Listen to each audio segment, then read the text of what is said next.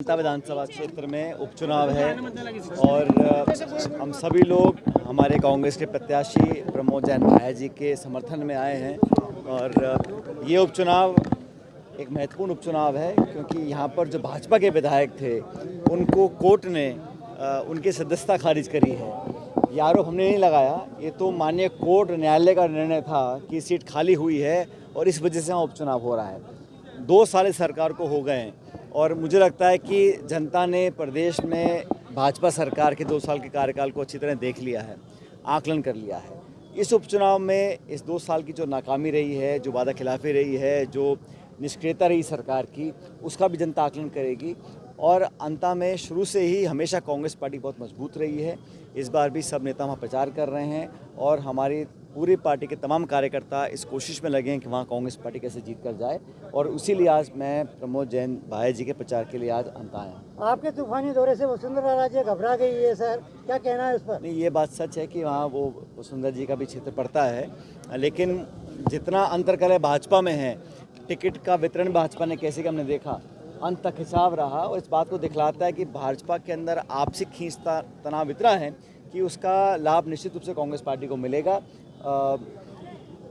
भाजपा की सरकार, भाजपा का संगठन, स्थानीय नेता कितना समर्थन करेंगे इस उम्मीदवार का मुझे मालूम नहीं है। बहरहाल हम तो अपनी बात कर सकते हैं। कांग्रेस पार्टी के तमाम कार्यकर्ता और प्रदेश कांग्रेस कमेटी ने हर तहसील पर, हर पंचायत पर, हर बूथ पर अपने नेता कार्यकर्ताओं को वहाँ बैठाया है प्रचार के लिए और पूरी टीम मिलकर करी। 36 कौम का समर्थन हमको मिल रहा है और 2 साल के जो कार्यकाल सरकार का बिल्कुल जनता की जो विश्वासघात किया है उसका परिणाम हमको देखने को मिलेगा और 14 नवंबर को अच्छे बहुमत के साथ कांग्रेस पार्टी चुनाव जीतेगी।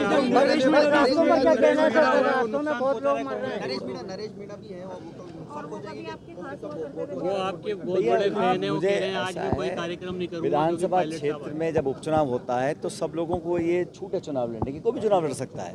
अंतिम निर्णय जनता करती है और ये चुनाव 2 विचारधाराओं का है। चुनाव भाजपा कांग्रेस का है, बाकी कोई भी चुनाव लड़ सकता है, सबको छूट है। लेकिन चुनाव अच्छे माहौल में हो, लोकतांत्रिक परंपराएं हमारी हैं कि यहाँ पर एक दूसरे का मान सम्मान हो, अपनी बात को रखा जाए और अंतिम निर्णय जनता पे छोड़ा जाता है हर बार। इस बार भी अंतिम निर्णय जनता के ऊपर है। 11 तारीख को मतदान होगा और मुझे पूरा विश्वास है कांग्रेस पार्टी चुनाव जीतेगी। लेकिन नरेश ने सर आपके प्रदेश अध्यक्ष क्या कह रहे हैं? बस शुरू की। देखिए, सब तरह के लोग होते हैं विधानसभा क्षेत्र में, लेकिन कांग्रेस पार्टी की जब सरकार में थी तब भी हमने बहुत काम किया।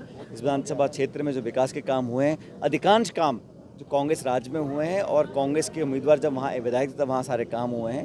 तो मुझे लगता है कि चुनाव अच्छे माहौल में होना चाहिए और भारतीय जनता पार्टी की पूरी सरकार यहाँ लगी हुई है, मैं जानता हूँ, लेकिन बावजूद उसके जनता की ताकत को रोक नहीं सकता और कांग्रेस पार्टी जीत कर जाएगी। आप बिहार से आए, बिहार में कैसा माहौल देख रहे हैं? बिहार में तो देखिए, बदलाव के सुगबुगाहट प्रत्येक जिले में है। जिन जिलों में मैं गया हूँ वहाँ पर महागठबंधन को प्रचंड बहुमत मिल रहा है। भारतीय जनता पार्टी बैकफुट पर है और नीतीश कुमार जी को कोई ये नहीं कह रहा कि वो अगले मुख्यमंत्री बनेंगे, तो उनका सिर्फ चेहरा इस्तेमाल किया जा रहा है। और भाजपा हर बार जो करती है, चेहरा दिखाती किसी और का और खुद वहाँ सत्ता काबिज करना चाहती है। लेकिन 11 साल से सरकार दिल्ली में भाजपा की है और 20 साल से वो व्यवस्था बिहार के अंदर है। लोग बदलाव चाहते हैं और महागठबंधन ने जो वादे किए हैं किसानों को लेकर, नौजवानों को लेकर, नौकरियों को लेकर, उसको लोग पसंद कर रहे हैं। और मुझे ऐसा लगता है कि जब कल 6 तारीख को पहले चरण का मतदान है, अच्छी बढ़त हमको उस चरण में मिलेगी और 14 तारीख को महागठबंधन की सरकार बनेगी, तेजस्वी यादव जी वहाँ के मुख्यमंत्री बनेंगे। राजस्थान सूबे में बस हादसे हो रहे हैं, कई लोग निर्दोष। मुझे बहुत चिंता है कि लगातार एक नहीं अनेक प्रकरण हो रहे हैं। जयपुर में, जोधपुर में, फलौदी में लगातार बस, ट्रैक्टर, टम्पो, इस प्रकार इतने बड़े पैमाने पर ये हादसे हो रहे हैं कि सरकार को अब इसका संज्ञान लेना चाहिए। एक कमेटी गठित करनी चाहिए, चाहे वो ट्रैफिक है, चाहे यातायात के नियम हैं, चाहे सड़क की कंडीशंस हैं, कुछ ना कुछ करना पड़ेगा क्योंकि निर्दोष लोगों की जानें जा रही हैं। कभी टैंकर पलट रहा है, कभी आग लग रही है।